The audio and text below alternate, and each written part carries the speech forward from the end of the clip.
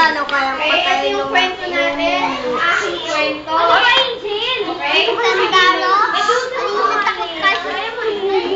Lapis at Maingay. Sina Lapis, at si Papel ay matalik na magkaibigan. Sino nga si Lapis? Sino si Lapis? Sino si Papel? Sabi CJ. Sa Angel si Lapis. Okay, sige. Ang kanilang amo ay isang batang nagngangalang Maria. Sino si Maria? Sino si Maria? Sino? Okay. Si Maria ay mahilig magsulat ng mga tula at maikling kwento. Kinalapis at papel, mas mapagbigay si Lapis.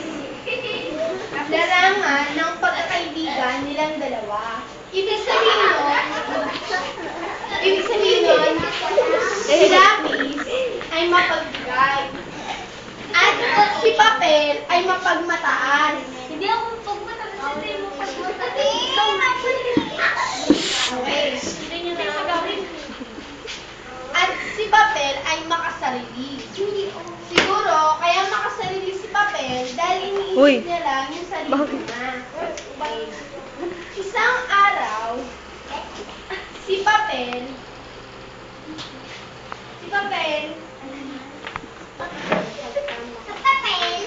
ay nagsabi, ayoko na, Lapis.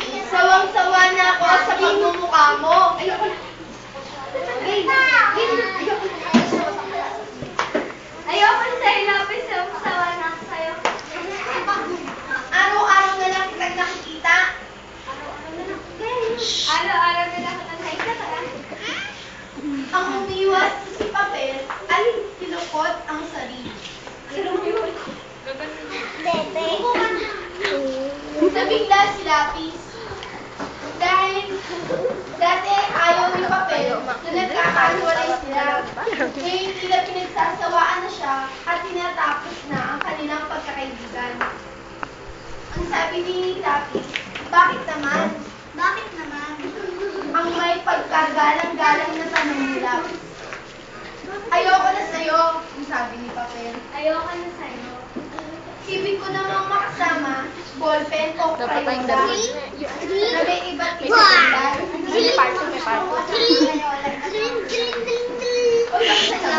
Makinig ka. Ano lang yan?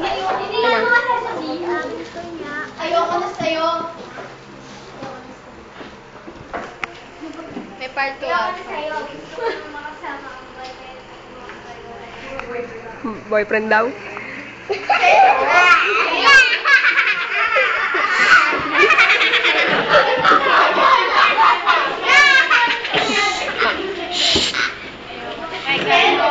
Di ba matalik tayong magkaibigan? Dapat hindi tayo magsawa sa isa't isa.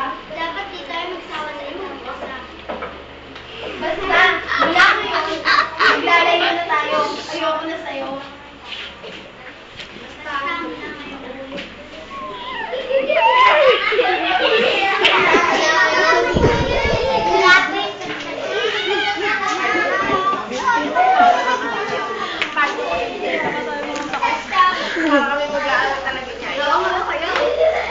Video pa man din. Tumalikod si Papel. Tumalikod ka. Papel. Humarap ka eh. Paparating si Maria. Na noon ay kasalukuyang naglilinis ng silid. Pagdakay ng Walis ting-ting. Ay, walis ting-ting. Ano ba? Ayun.